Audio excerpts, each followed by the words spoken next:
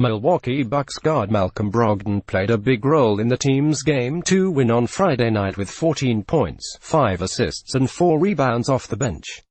But after the game he was more excited about a larger contribution.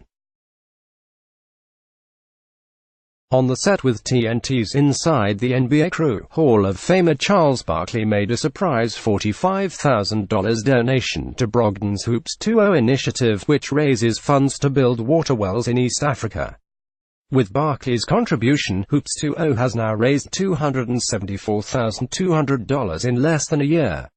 Chuck just donated $45,000 to Malcolm Brogdon's Hoops 2.0 initiative, which helps bring clean water to East Africa. Clapping hands. pic.twitter.com/PikeWasBP4 NBA on TNT at NBA on TNT, May 18, 2019. It's extremely generous of Barkley, Brogdon told The Undefeated. Not only does his donation significantly help my cause and thousands of people get access to clean water, but his interest creates a buzz that will magnify the addition that this initiative will get. Brogdon spearheaded the launch of Hoops 2.0 on October 29, 2018. Atlanta Hawks guard Justin Anderson, Brooklyn Nets guard Joe Harris, Los Angeles Clippers guard Garrett Temple and Minnesota Timberwolves forward Anthony Tolliver were named as part of Brogdon's starting five in the Hoops 2.0 Ballin' for Buckets campaign. Hoops 2.0 was born under the umbrella of the Water Boys initiative started by Philadelphia Eagles defensive end Chris Long, who got 29 players to commit funding after his foundation debuted in 2015. All the money raised through Hoops 2.0 goes toward the building of solar-powered deep borehole wells in East African communities. What Malcolm and the starting five have accomplished since October is impressive, said Long. They set a lofty goal to bring Water Boys to the NBA and raise over $250,000 in the first season. Their involvement means that we will reach our shared goal of providing water to 1 million people at much faster. This off-season, Brogdon, Anderson and Harris are slated to go to Tanzania for a Hoops 2.0 project. Hoops 2.0 is an amazing initiative that Malcolm brought me into, said Temple, who plans to make a Hoops 2.0 trip to Africa next year. When he asked me to be a part of the starting five, I jumped at the chance. Water is easily one of the most vital components of life. It feels good to be able to provide that to an area that really needs it. Malcolm Brogdon during a trip to Tanzania in July 2018. Clay Cook Photography and Chris Long Foundation. Brogdon's initial goal of raising $225,000 for Hoops 2.0 this season has already been surpassed. 3 wells are under construction, 2 more will begin construction next month and another pair will begin construction in the coming months. Each well provides fresh water for more than 13,000 people in each East African community.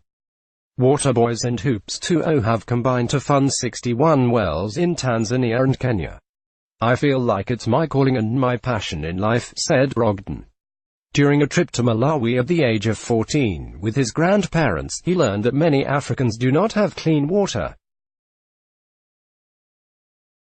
I've always viewed it as my dream and something that I love to do.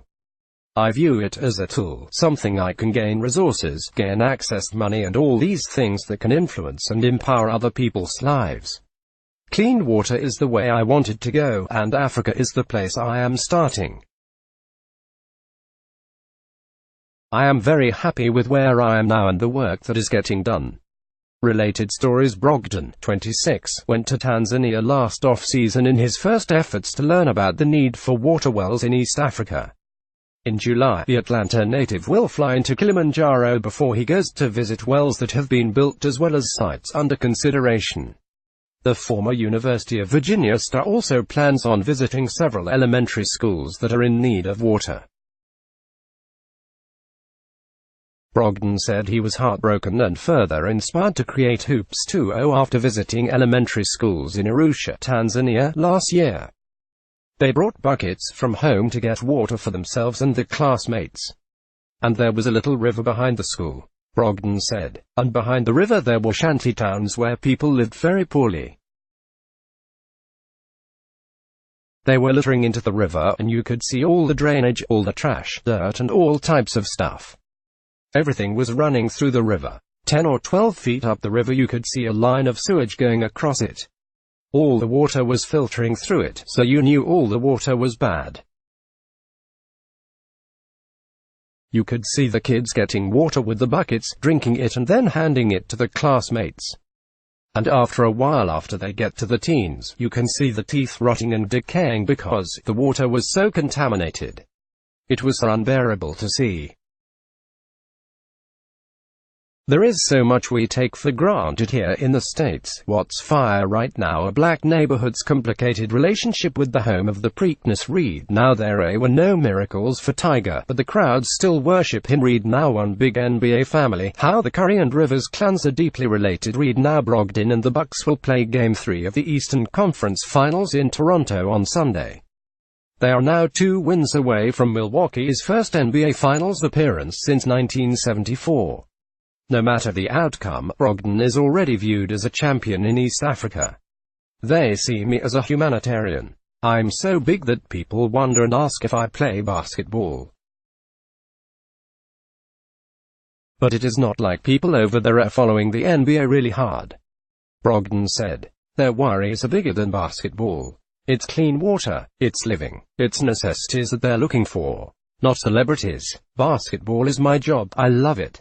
It's the dream, but honestly, my life passion is not basketball.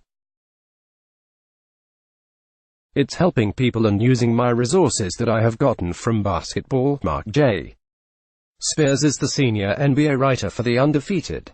He used to be able to dunk on you, but he hasn't been able to in years and his knees still hurt. Let's block ads. Why?